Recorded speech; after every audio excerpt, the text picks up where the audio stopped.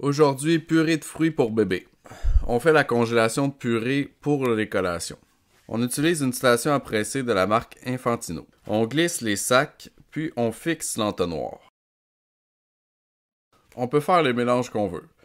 Ici, on va vous présenter fraises, framboises, bleuets. On brasse un peu pour faire sortir le jus. Si besoin, on ajoute un peu d'eau. On prend le temps de mélanger.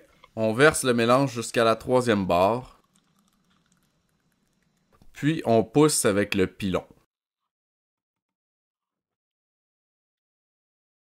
Notre petite bête adore ce type de collation.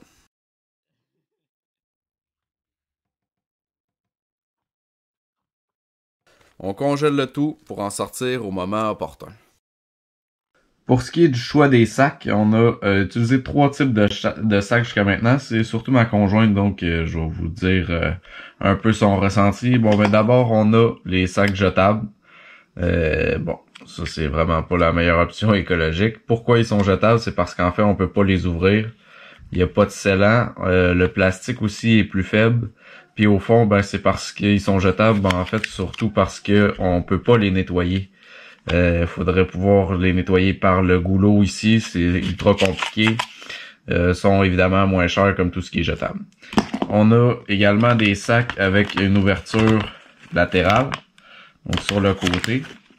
Ceux-là, là, ça va mal à la main, mais ceux-là sont faits pour être remplis. Ils peuvent être remplis manuellement à la cuillère. Ma conjointe les déteste pour le faire simplement. Pourquoi? Parce que ben c'est plus facile pour l'enfant de l'ouvrir puis d'en mettre partout. Quand on le remplit de manière latérale, c'est vraiment ça va obstruer au fond les pores qui servent à sceller. Donc c'est vraiment pas pratique en fait, on trouve pas ça pratique du tout. Par contre, ben, le format est quand même plus grand, donc c'est pour ça c'est plus intéressant. Puis ceux-là aussi, ils rentrent quand même dans la petite machine, le petit bidule qu'on vous a montré.